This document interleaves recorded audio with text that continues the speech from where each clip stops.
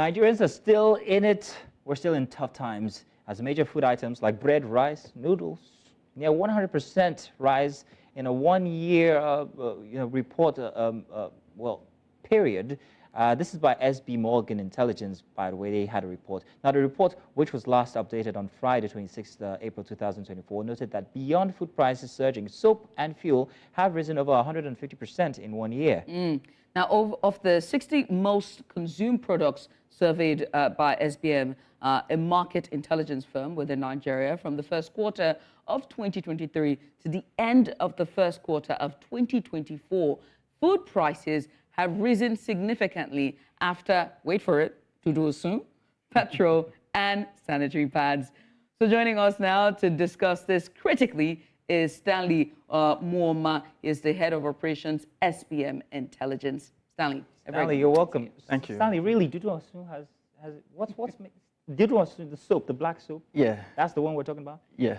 Which other one was there? Is there a white? I needed to check. I mean, let's start, right? What are the specific factors that have contributed to the dramatic increase in prices for essential items? I mean, bread, even the staples, bread, rice, noodles, gari, and not to talk of black soap and fuel in Nigeria over the past year.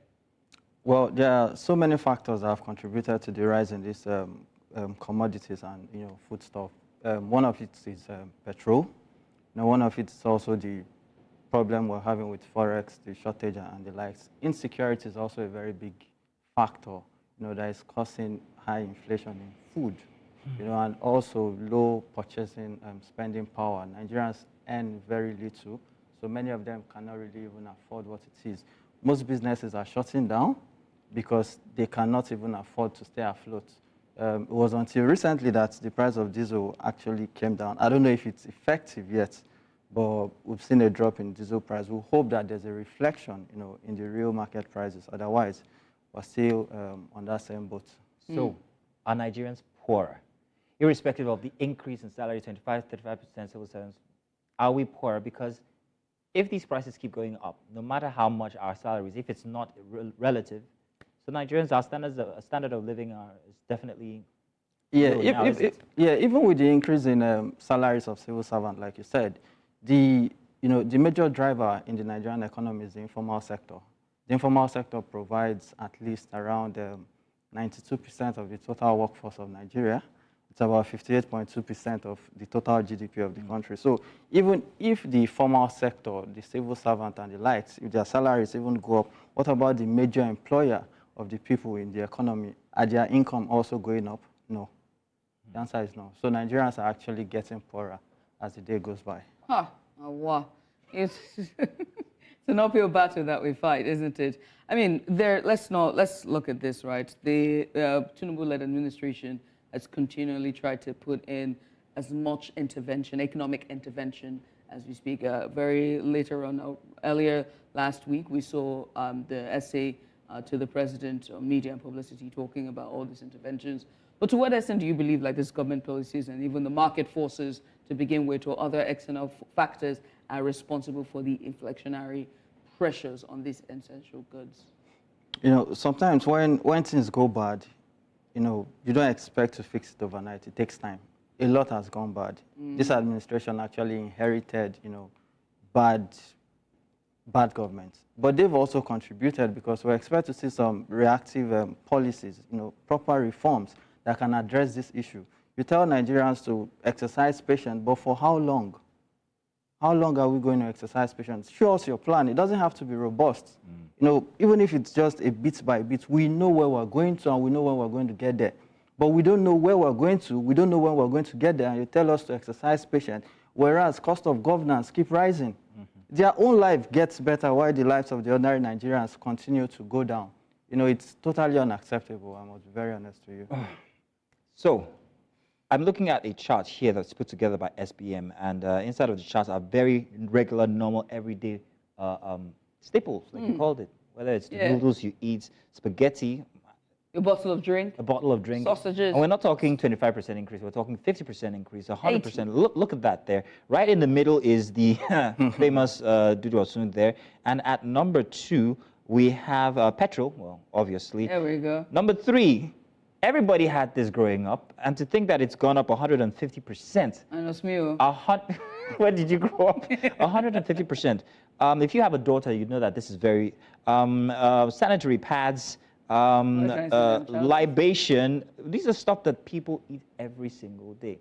Now, the government only just this morning, one of the headlines talks about the fact that all these interventions that are being put in place to help the Naira stable are not working. We are producing nothing as a country for export, except maybe when Dangote comes online. What do we do, in your opinion? Ideally, I think I should send a receipt to the government. I'm going to tell them what to do. Because if you give out all this bright ideas. Yeah, because I didn't campaign with them. They campaigned. They said they were going to fix this. They saw the problem before they came on board, and they said they could fix it. So they should go ahead and fix it. But sometimes you need to get in to really have a feeling of what it feels like, rather than stay outside and condemn. They're on the seats now, and they are complaining. Why are they complaining to us? Do the job you asked for. That's what we're saying. So you haven't given any suggestion. Like I said, send a receipt. I'll send a receipt. Yeah. Send a receipt. Maybe there's a ministerial position waiting for you. Who knows? A special advisor. Okay, let me then interview. Let me interview for that position. So the thing is, we need to be very honest with ourselves. We cannot run governments based on stories and propaganda, and things that don't work. The number of people who voted for this administration is lesser than the number of people that didn't vote them.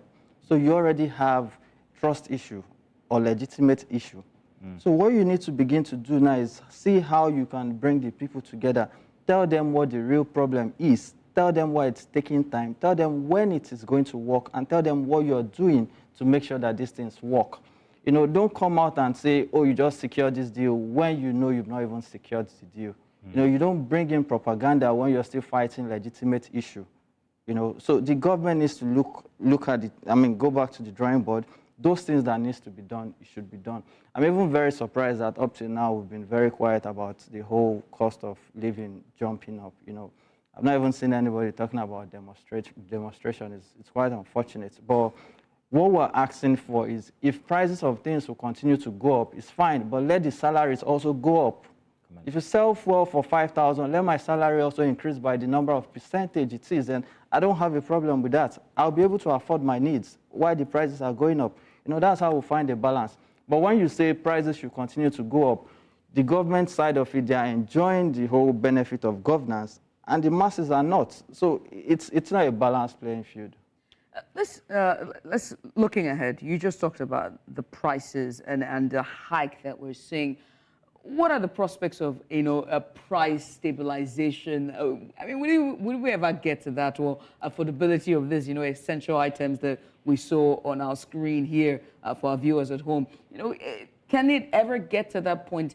And what strategies should be prioritized to achieve this stability then? So I know growing up, I used to hear when things go up, they come down, but not for Nigerian prices. Okay. I don't think I've witnessed a high cost of living, then after some time the price comes down. It's always going up once it goes up.